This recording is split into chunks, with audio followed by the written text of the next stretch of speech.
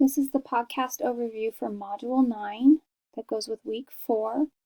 This is the third and final module that we will cover in Week 4.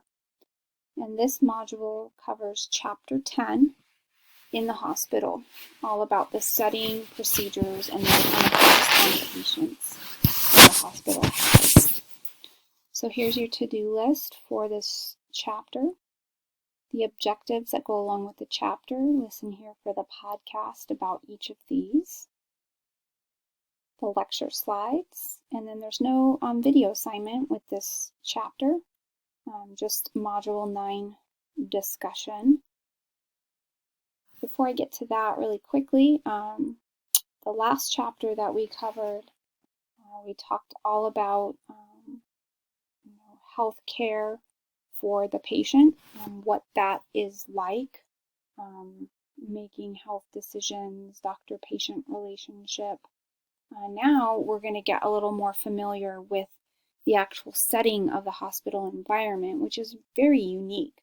The hospital setting is unlike any other, and there's many different factors that happen both to patients and healthcare professionals within this realm. So we're going to take a look at kind of what it's like today, the structure and organization of the hospital. What are some common goals of hospitals, but also just challenges to treating patients effectively, patients getting the best out of their care, what makes for a good and a bad patient, and then, what's it like being in the hospital for an extended period of time, whether that be for treatment or surgery or terminal illness even, and what are specifically the roles of the different healthcare professionals that might come into play there. Specifically, a health psychologist plays an instrumental role in the hospital setting, so you're going to learn a little bit more about that here. Okay. Your Module 9 discussion goes along with Chapter 10 of the Longevity Project, and it has to do with jobs. How healthy is your job? I realize most of you are not yet in your career. So, the job that you have now is likely going to be very different from the job you have when you start your career, if that is you. So what you're going to do is, you can go ahead and fill out this chapter assessment for the current job that you have right now. That's fine. But kind of be thinking in the back of your mind, how these questions might differ and how your answers might differ were this to be your career. You're going to score yourself and then interpret your score as usual. And then you're going to take a look at the jobs that the termites had. So for A, explain the relationship between career success and health and longevity. So when a termite had career success, a successful career, how did that relate to their health and their longevity? Give some examples there. What were the effects of workplace stress?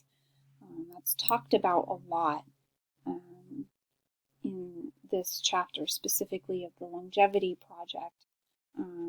And it would be great to integrate some of the Serafino and Smith chapters on stress here. So, you can go back to some of those earlier chapters we covered about stress and integrate some stuff there to explain this a little bit more. Also tell what is meant by the self-healing personality. Again, this is bridging personality to health. And then in the book, it covers John Holland's categories for personality type and occupational environment. This is really cool. This is something that our Career Center actually uses.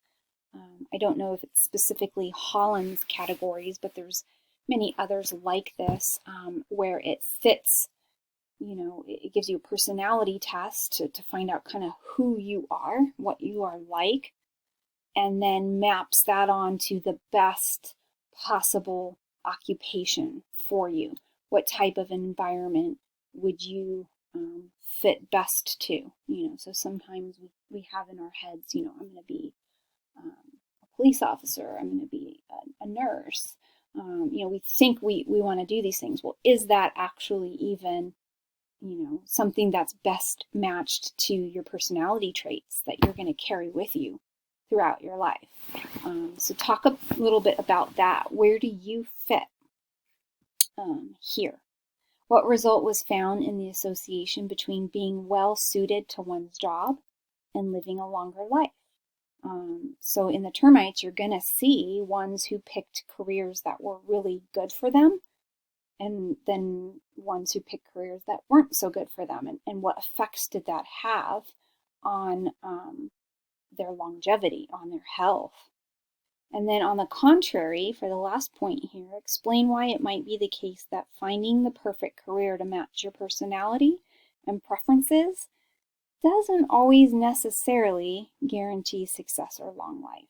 Okay? Sometimes people do find a career that matches to their personality or what they like, and it's not a good predictor of success and long life. Why is that the case? What are the caveats there as to why that wouldn't be true in those instances?